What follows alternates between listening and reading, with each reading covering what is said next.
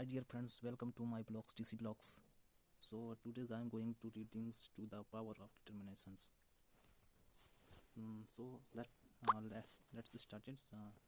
The little country schoolhouse was heated by an old-fashioned pot, light coals stoves. A little boy had the job of coming to school early each day to start fires and warm the room before his teachers and his classmates arrived.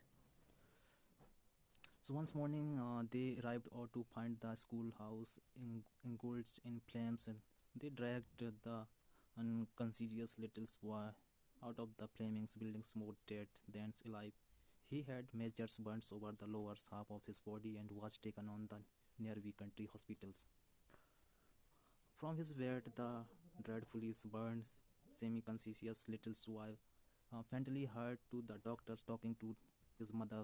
The doctor told his mother that her sons would survey dice, which was for the best relief for the travels, fires, and devastated to the lower half of the body. But the brave boy didn't want to die. He made up his mind that we would survive somehow, to the amusement of the physicians. He did survive. When the mortal's danger was past, he again behaved to the doctors and his mother, speaking accurately. The mother was told that since the fires had destroyed too much place in the lower part of his body, it would have been better if he had died, since he was doomed to be a lifetime cripple with no use all of his lower limbs.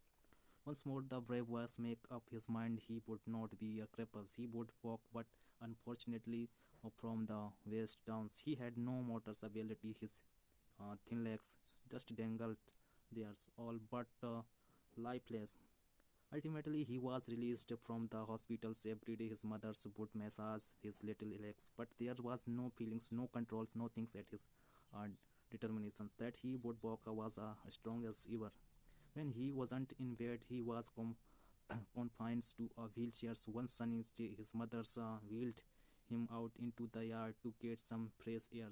This day, instead of sitting there, he drew himself from the chairs. He pulled himself across the grass, dragging his legs behind him.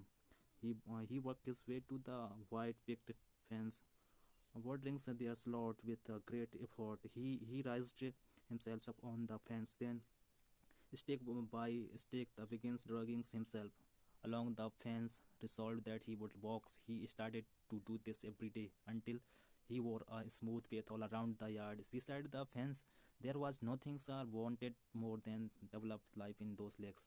Ultimately, thoughts his daily massage, his irons, pronunciations, and his resolute determinations, he did develop the ability to stand up, then to walk heartily, then you walk by himself, and then to run. He began to walk to school, then to run to school, to run for the sheer joy of running. Later in college, he made the track teams.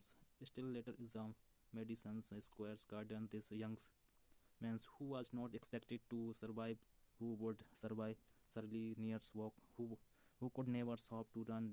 This determines young man. Dr. Glenn Clingham ran to world of fastest mile.